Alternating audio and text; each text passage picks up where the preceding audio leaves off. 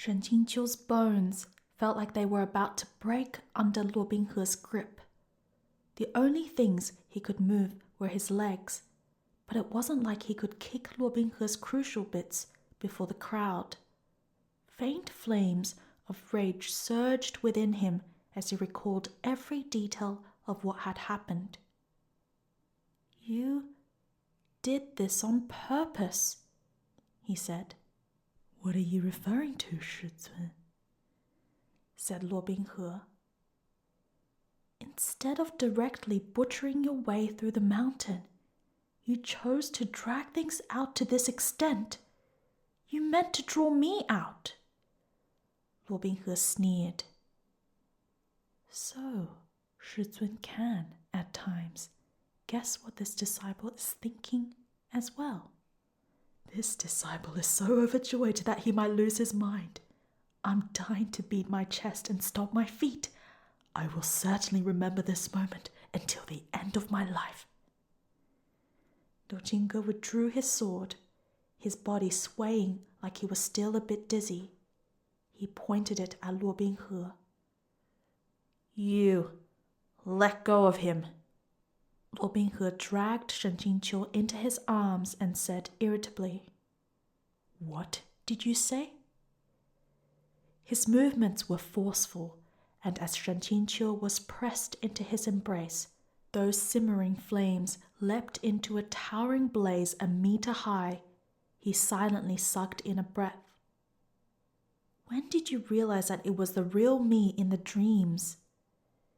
If Luo Binghe hadn't discovered that weak link, he could never have guessed that Shen Qingqiu wasn't dead, nor would he have been able to get Shen Qingqiu to deliver himself free of charge simply by waiting at Changqiu Mountain. "Shizun, aren't you being a bit too condescending to me? Even if I didn't suspect it the first time, I really would have been a fool if I failed to notice anything wrong the second." Shen Qingqiu's knees suddenly hurt. "You're not the fool," he thought to himself. He'd known exactly how incredible Luo Binghe's cultivation was, how transcendental his control over the dream realm, and yet only Shen Qingqiu could have been fully aware of these things and still believed that Luo Binghe had been genuinely delirious and able to differentiate between an intruder and an illusionary creation. "If you'd already noticed something wrong, why not expose me?" Shen Qingqiu asked. "Had it been fun playing along with the skit of a loving master and filial disciple?" Luo Binghe stared at him. "Why should I have exposed you? Didn't my sweetness make Shizun oh so happy?" Happy? Shen Qingqiu hadn't been even the slightest bit happy. He'd only been worried about Luo Binghe's emotional state, and this incident proved that even his worry had been a factor under Luo Binghe's control. After all, this was Luo Binghe, the male lead. How could a single blunder on Shen Qingqiu's bumbling part have turned him into a small, pitiful white lotus? Shen Qingqiu was indeed the type who was open to coaxing over force, but you couldn't just slap him in the face afterward with an, "Whoop, I faked it." "Wait," qingqi blurted out. "Exactly what is going on here?" She pointed toward the interior of Qingding Hall. "Isn't that thing lying inside there, Shen Qingqiu? How has another appeared?" Luo Binghe appeared to be in a good mood. Why not ask the former Anding Peak Lord? Fucking hell, thought Shen Qingqiu. He should have known Shang Qinghua's slimy lack of integrity would come into play. Shang Qinghua let out a weak laugh, and with a single sideways look from Mo Beijun, he stepped forward without delay. Drawing a deep breath while raising his head and chest, he said in a clear voice, Several years ago, in a certain place, Shang Marshal brother happened upon and obtained a treasured item known as a sun moon dew mushroom. This fungus has strong spiritual affinity and can recreate a flesh body. With this, Shang Marshal brother pulled off a grand escape in Huāyue City by letting his soul leave his original form. Therefore, the one in the hall is him, though it's only an empty shell, and this one here is also him. Both are him. It was a succinct, crystal-clear summary. Countless pairs of eyes promptly turned toward Shen Qingqiu. Liu Qingge instantly pointed Chen Wan's sword at him, his new murderous intent even stronger than what he had directed at Luo Binghe. If that was the case, then why did you make no attempt to correspond with the 12 Peaks for 5 years? Yue Qingyuan asked quietly. We received neither news nor sound from you. Could it be that, deep down inside, you see your fellow sect members as unworthy of trust? Harboring guilt within his heart, Shen Qingqiu's voice was weak.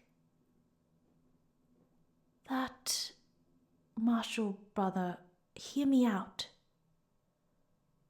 Shen Qingqiu, you! qingqi raged. Do you know how much your suffering caused your Shixiong? How much your disciples cried? They wept so much, so constantly, that Qingqi Peak might as well be cloaked in rain clouds for an entire year.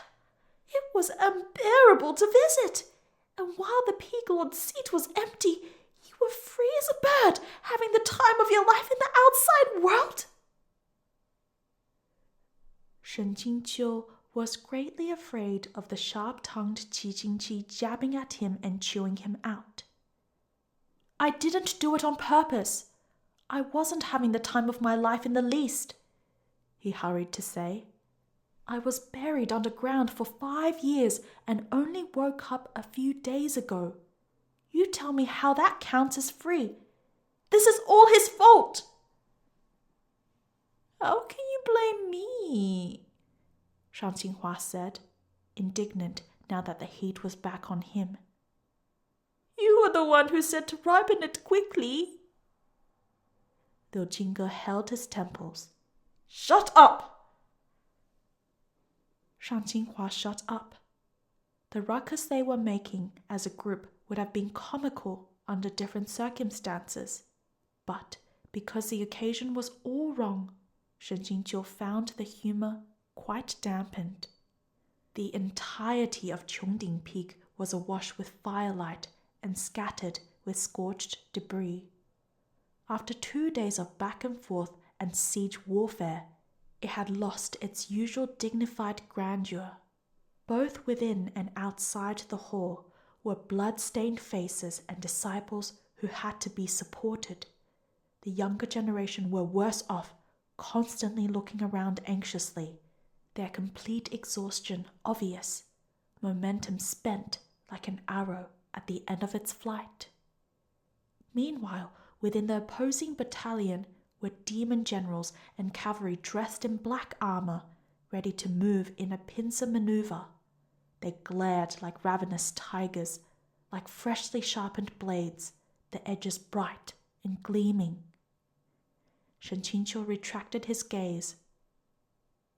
Luo Binghe, you said you came to Changqiu Mountain Sect in order to capture me. Correct, said Luo Binghe.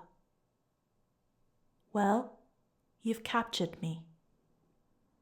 And since he'd achieved his goal, it should be time to withdraw. Luo Binghe stared at him.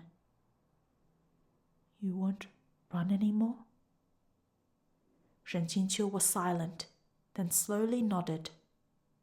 I won't run anymore.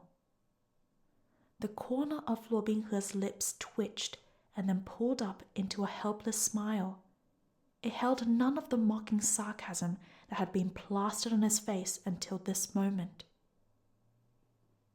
I've believed Shizun so many times already, he said lightly. Shen Qingqiu, what is the meaning of this? Liu Qingge asked suddenly. He stared at Shen Qingqiu as if he'd suffered some enormous disgrace. The Baizhan Peak Lord is here, yet you throw yourself at another's feet before him. Martial brother, I understand that as a Baizhan Peak Lord you feel like your dignity has been violated, but please use a different phrase. Like hell I'm, quote, throwing myself at anyone. Please use a different phrase, thank you.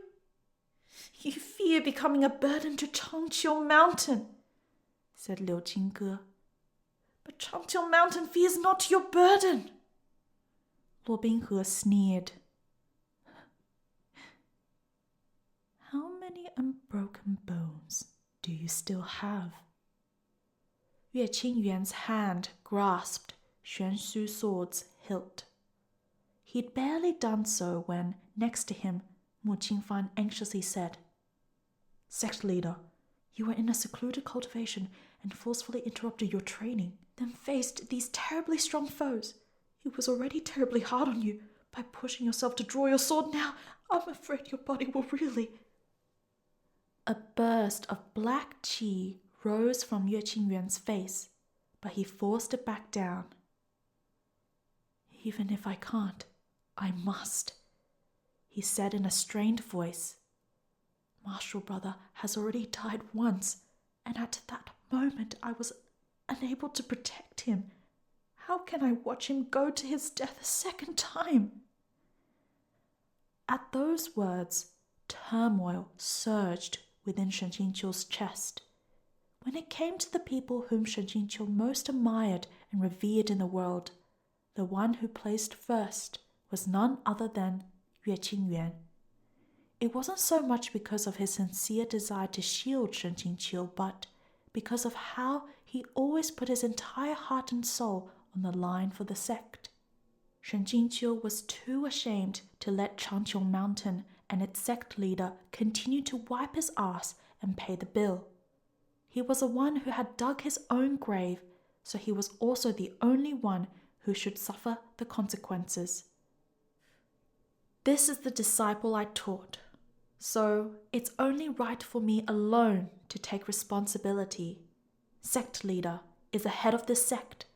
On your shoulders rests the safety of every disciple on the 12 peaks. I trust you know what to choose. The hall was dead silent. Yue Qingyuan's face froze, and the knuckles of his hand gripping the sword went stark white. Shen Qingqiu was reminding him when in an unfavorable situation, the choice he should make as head of the sect went without saying. The various peak lords had the exact same thought. So instead it was Ning Ying who ran out. She grabbed Shen Qingqiu's arm and yelled, I disagree! Mingfan, take care of your martial sister, said Shen Qingqiu. I'm no longer a child, said Ning Ying. I don't need to be taken care of. It's always Shizun taking on everything himself, whether it was that time with the demon woman or against Donghua Palace at Jilan City. So, this time, why must it be you again? Why is it always Shizun who needs to suffer each and every time? Because this was the grave he'd dug. However, it seemed like he'd managed to raise a normal and filial girl after all. A portion of his remaining worries found release. Weeping at your age, he chided. What sort of image are you projecting? This master won't die. Within his heart, he added, probably.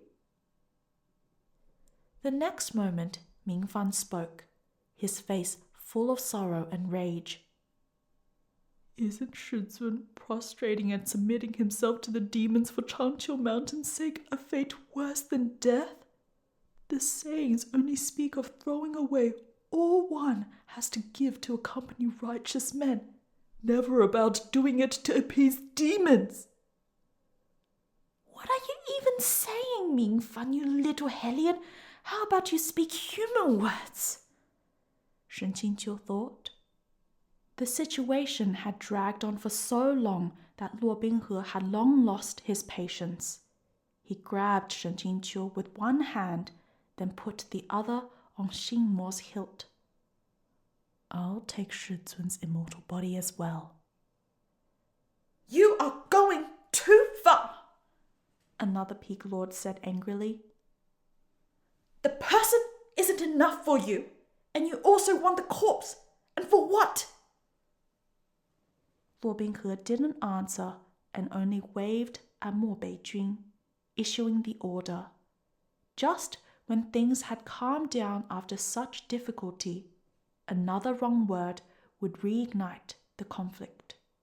Wanting to cut that off at the pass, Shen Qingqiu was about to tug on Luo Binghe's arm, but thought this too unsightly and switched to yanking on his sleeve. Only after mulling it over briefly did he steel himself and say, I've already submitted to you. Why go so far? Upon saying these words, Shen Qingqiu felt deep shame. He was a man, yet he had been forced to meekly tell another man that he would, quote, submit to him, unquote, in front of so many people. And above all, the other man was his former disciple, which made it even more frustrating and shameful. Nonetheless, displays of submissiveness had a guaranteed effect on any man. Luo Binghe's expression noticeably cleared quite a bit, and not only did his grip loosen somewhat, his tone even softened. Despite this, his words remained as forceful as before. It's Shizun's original body, after all. It's inextricably involved. And in the case Shizun tries to pull off another grand escape, this disciple would really be at a loss. As soon as he turned his face away, his voice cooled. Take it away. Mo Beijun had yet to move when Liu Mingyan suddenly appeared in the hall to whisper into qingqi's ear. The latter tilted her head to listen, and shock bloomed on her face before it transformed into calm. There's no need to fight anymore, she called out. Luo Binghe, there's no need for anyone to fight, she continued to say loudly. Even if we agreed for you to take the body away, your wish would not come true. Shen Qingqiu was well aware of qingqi's intense personality, and he figured that she was liable to do something extreme to enrage Luo Binghe. But just as he was thinking that this didn't look good, she surprised him by gesturing for Liu Mingyan to step forward. Mingyan, tell them. Shen Marshal Uncle's immortal body has disappeared. After speaking, she stepped aside, and several disciples were brought in from the back of the hall. These were the disciples in charge of guarding the funerary platform, who watched over where the bodies lay. At this moment, they were all unconscious, and from their faces to their fingertips, their skin was an eerie, bruised color. The hall burst into an uproar. Yue Qingyuan's expression immediately changed, and Luo Binghe also raised an eyebrow. No need to look at me, Luo Binghe, qingqi said, unperturbed.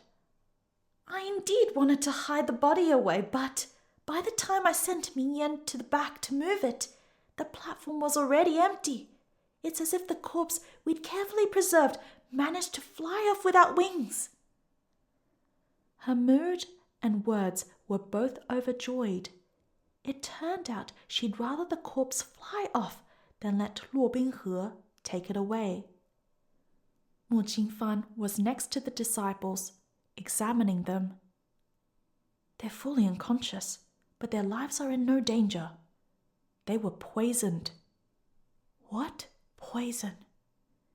Yue Qingyuan asked. At this point, I cannot come to a conclusion. They're also an injured. Wait for me to draw some blood for tests. If it's a poison from the human realm, more martial brother would be able to identify at a glance, said qingqi. Since he can't, I have to ask, was it you?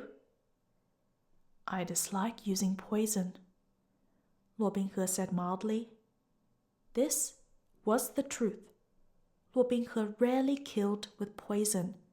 On top of that, in a situation like this where he held the complete upper hand, Luo Binghe had no need to lie. That was to say, some unknown party had taken advantage of the conflict between the two sides to slip onto the mountain entirely unnoticed.